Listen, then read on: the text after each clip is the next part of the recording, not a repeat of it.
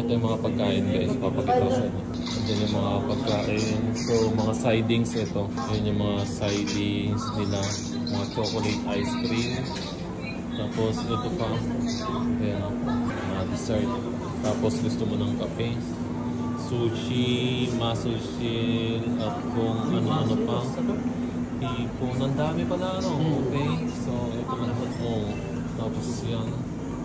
Ano naman yan? Mushroom soup. Mushroom soup. Okay. Then the other one is kalabasa soup. Kalabasa soup. Then the other one, ayan lahat yan. Chicken and spare ribs. And the other one, guys, ang dami oh. Hindi ko alam yan. Unlimited. And siopaw and dumplings. So lahat ng yan, pwede natin kainin lahat yan. So all of these are good to eat? All of these are all good to eat, everything? Okay, thank you. Is that okay? I take some pictures or video? Okay. Yeah. So guys, kung gusto niyo kumain, just search Nautilus. And yeah, ito yung pinaka nila restaurant. Ito yung lugar. Ang ganda ng ambience. Sikita nyo naman. Saka guys, mas maraming pagkain sa gabi, mas magaganda. Kaysa sa sa lunch. Sa lunch ilan lang yan. Pero panalo na, dami ngayon. Oo nga, unlimited lahat to guys. So, lahat ng gusto nyo. Ayan.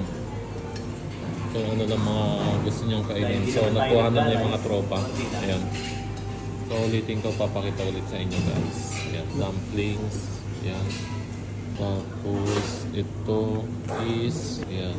Marami mga klase ng pagkain guys kung gugustuhin nyo. Ayan. Barbecue, spare ribs. Spare ribs. Tapos, ito ano to pre? Yung soup yan ano?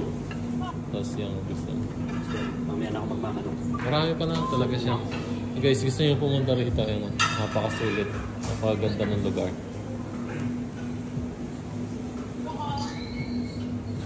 Okay na okay dito pala pre. Ayan yung pangalan ng restaurant, Nautilus. Savory. So, ayan mga dessert. So, yan guys. Ayan. Kain tayo. Hindi ko maingay eh.